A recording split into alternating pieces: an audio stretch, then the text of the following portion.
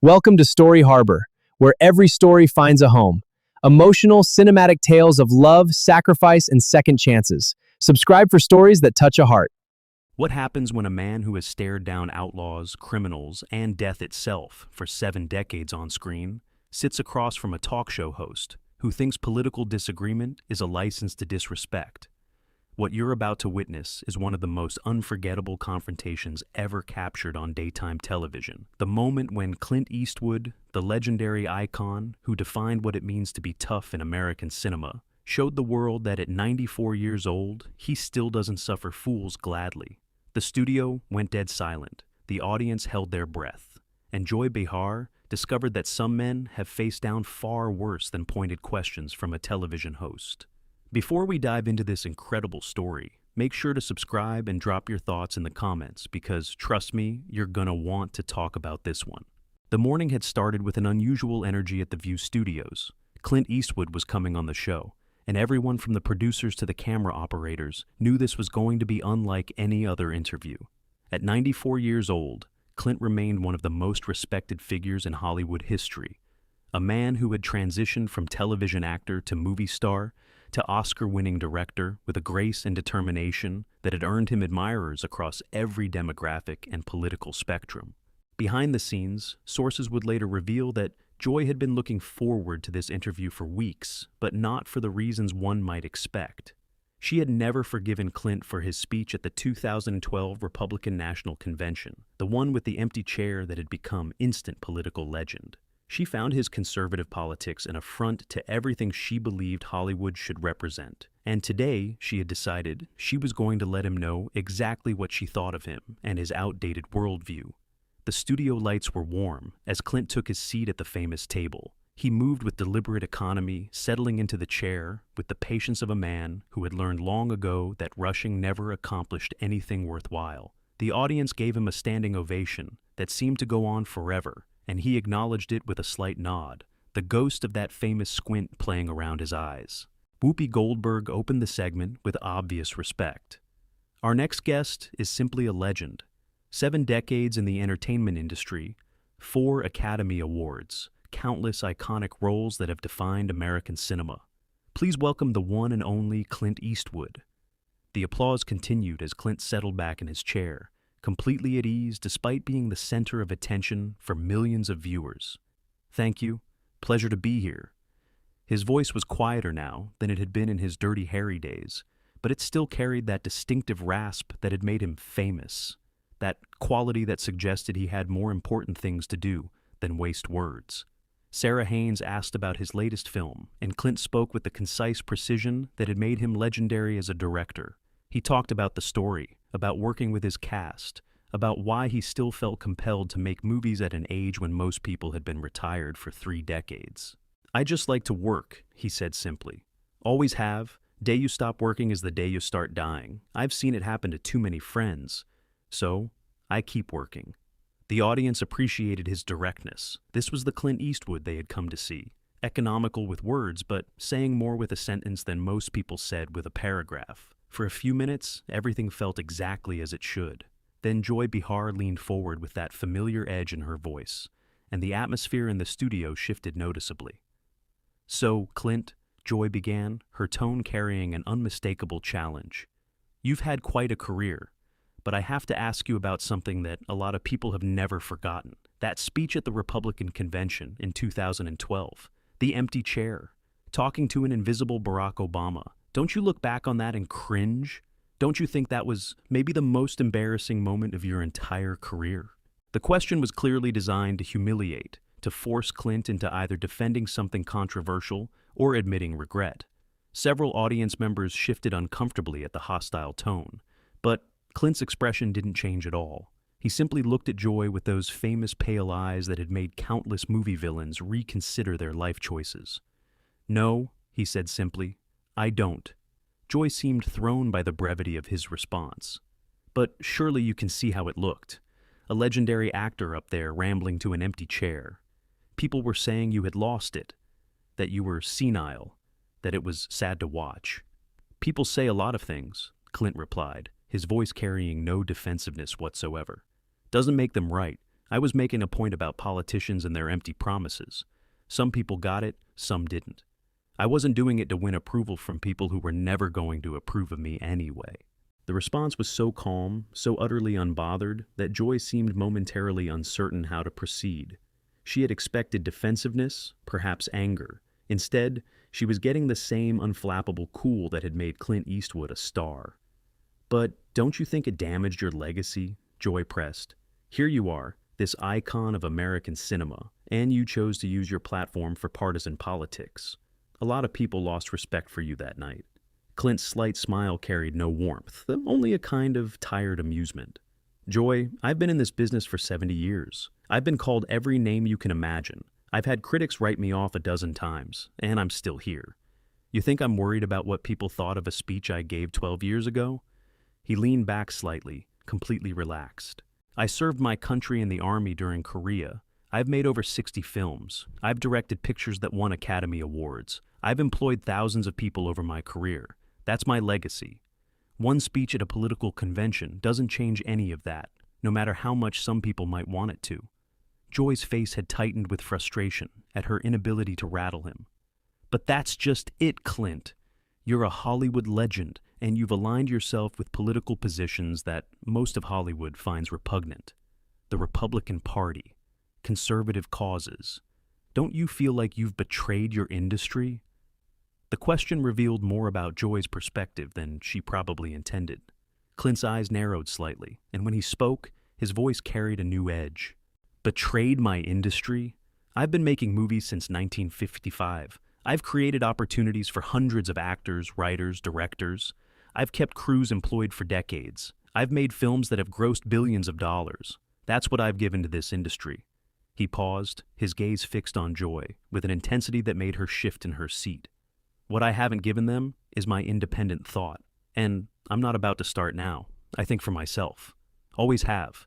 If that bothers some people in Hollywood, that's their problem, not mine." Joy tried to regain the offensive. "But the things the Republican Party stands for, the observation landed with precision, and several audience members actually applauded before catching themselves. Joy's face had gone red. "That's not fair, Clint. There's a difference between free speech and hate speech, between opinion and misinformation." "Is there?" Clint's voice was quiet but carried clearly through the studio. "And who decides which is which? You? People who agree with you? Seems to me like the definition keeps changing depending on who's doing the talking." Joy was visibly frustrated now, her careful plan to corner Clint falling apart against his refusal to be provoked. "Let's talk about your films then," Joy said, shifting tactics. "A lot of people have criticized your work for glorifying violence, for promoting a certain kind of toxic masculinity. Dirty Harry was accused of being fascist propaganda. Don't you have any responsibility for the culture of violence in this country?" Clint looked at her for a long moment before responding. "Dirty Harry was a movie about a cop trying to stop a serial killer while bureaucrats got in his way. It came out in 1971. You want to blame me for violence in America because of a movie I made over 50 years ago?" He shook his head slowly. "I've also made films about the consequences of violence. Unforgiven was about a man destroyed by the violence he committed. $1 Million Baby was about the tragedy of broken dreams. Letters from Iwo Jima showed war from the perspective of our enemies to remind us they were human too. But you don't want to talk about those, do you? They don't fit the story you want to tell." The critique was devastating in its accuracy. Joy had cherry-picked his most controversial work, while ignoring the films that complicated her narrative. "I'm just pointing out that your films have a certain perspective," Joy said defensively. "A perspective that many people find problematic." "Problematic?" Clint repeated the word, as if tasting something unpleasant. "That's one of those words that means whatever the person using it wants it to mean. My films have a perspective, yes. My perspective. I'm the director. That's how it works. You want films with your perspective? Go make them yourself." The audience laughed, and Joy's embarrassment was visible. "You know what I find interesting, Joy?" Clint continued, his voice still calm, but now carrying an undertone of steel. "You've spent the last 10 minutes trying to put me in a box, trying to make me apologize for my politics, my films, my opinions. But you haven't asked me a single question about the craft of filmmaking. about what I've learned in 70 years, about why I'm still doing this at 94. You're not interested in any of that. You just want me to say, I'm sorry for not thinking the way you think I should. The observation stripped away the pretense of journalism and exposed the interview for what it had become, an ideological interrogation. I'm asking the questions that our viewers want answered, Joy said, but her voice lacked conviction. Are you? Clint's eyebrow raised slightly. Or are you asking the questions that you want answered? Because I've done a lot of interviews over the years, and most journalists are interested in the work. You seem interested in something else entirely. Joy tried to recover. I'm interested in accountability. You're a public figure with enormous influence. Don't you think you have a responsibility to use that influence in ways that help rather than hurt? I make movies that entertain people and sometimes make them think. That's how I help. I employ people and treat them fairly. That's how I help. I served my country when I was young, and I've paid my taxes every year since. That's how I help. He leaned forward slightly, his presence suddenly filling the space. What I don't do is tell other people how to think or vote or live their lives. That's not my job. That's not anyone's job, no matter how righteous they think they are. Joy seemed to be running out of angles of attack, but she wasn't ready to give up. But Clint, the Republican Party you support has pushed policies that many people believe are harmful to women, to minorities, to the environment. How can you align yourself with that? Clint was silent for a moment, and when he spoke, his voice was quieter but somehow more powerful. Joy, I've worked with more women and minorities in my career than most people in Hollywood. I've given opportunities to actors and directors who couldn't get them anywhere else. I judge people by their work, not by their skin color or what's between their legs. That's how I was raised, and that's how I've lived my life. He paused, his gaze unwavering. As for the environment, I drive an electric car and have solar panels on my house. But I don't lecture other people about their choices because I figure they're adults who can make their own decisions. Seems to me that's becoming a pretty radical position these days. The audience laughed again, and Joy's frustration boiled over. You can make jokes, Clint, but these are serious issues.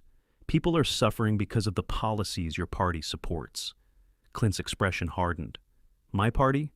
I'm a libertarian, Joy. I believe in individual freedom and limited government.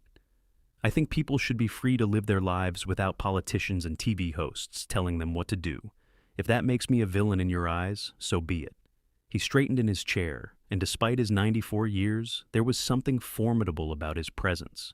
Let me tell you something about suffering, since you brought it up. I grew up during the Depression. My family had nothing. My father moved us around California looking for work wherever he could find it. I know what it's like to be hungry, to be scared, to not know where your next meal is coming from. His voice carried the weight of lived experience. I built everything I have through work, hard work, over many decades. Nobody gave me anything, and I've used what I built to create opportunities for other people. That's my philosophy. Work hard, treat people fairly, mind your own business. It's not complicated. Joy tried one more time.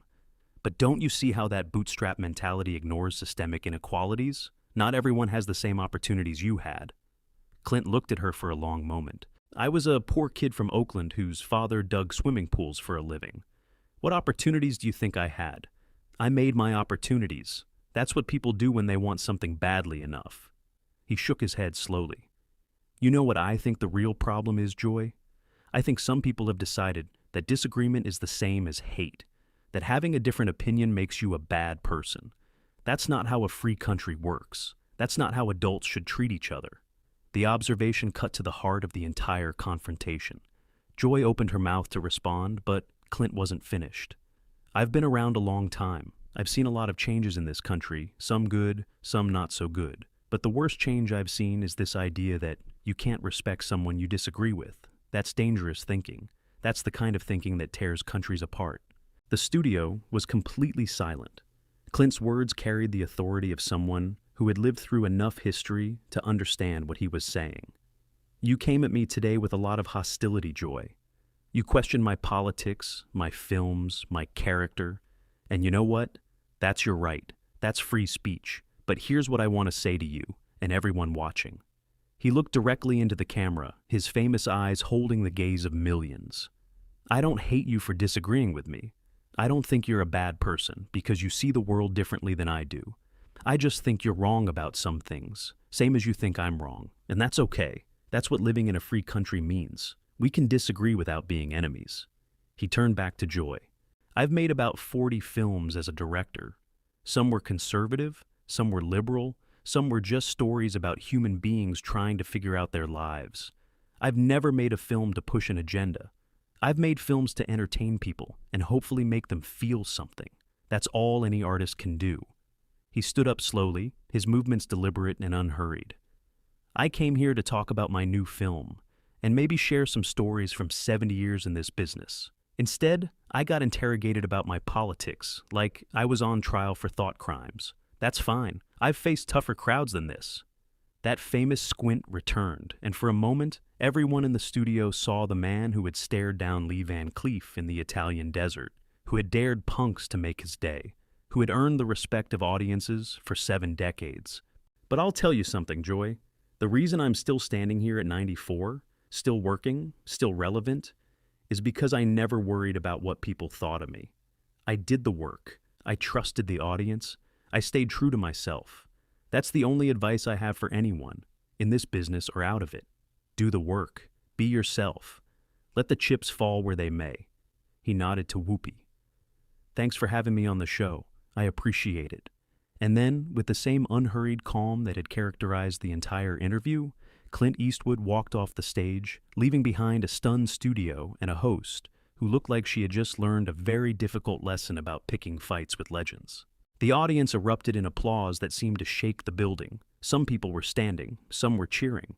And Joy Behar sat at the table, looking smaller somehow than she had at the beginning of the interview, like someone who had brought a knife to a gunfight and only realized it when the shooting was over. What had started as an attempted takedown had become something else entirely, a masterclass in how to maintain dignity under fire, a demonstration of what real confidence looks like, a reminder that some men have faced down so many challenges in their lives that one more hostile interviewer is nothing but a minor inconvenience. And as the studio fell into reflective silence, one thing was absolutely clear. Clint Eastwood had walked into the view as a legend and walked out having reminded everyone exactly why he had earned that title. Not through anger or cruelty or matching hostility with hostility, but through the quiet, unshakable certainty of a man who knew exactly who he was and didn't need anyone's approval to keep being it. The aftermath of that interview would dominate conversations for weeks. Clips of Clint's calm, devastating responses would be shared millions of times across social media. Think pieces would be written about political discourse, about respect across ideological lines, about what it really means to be confident versus what it means to be loud. Some would praise Joy for asking tough questions. Many more would note that there was a difference between tough questions and hostile interrogation, and that Clint had revealed that difference simply by refusing to play the game she wanted him to play. But perhaps the most lasting impact was something harder to measure. In a media landscape that rewarded outrage and conflict, Clint Eastwood had demonstrated that dignity was still possible, that you could disagree without being disagreeable. That real strength wasn't about dominating others, but about being so secure in yourself that others' attacks simply couldn't land. At 94 years old, he had given a masterclass in something that seemed increasingly rare, being an adult. What do you think about this incredible confrontation? Was Joy Behar out of line, or was she just doing her job? Drop your thoughts in the comments below, and make sure to subscribe for more stories that will absolutely leave you speechless.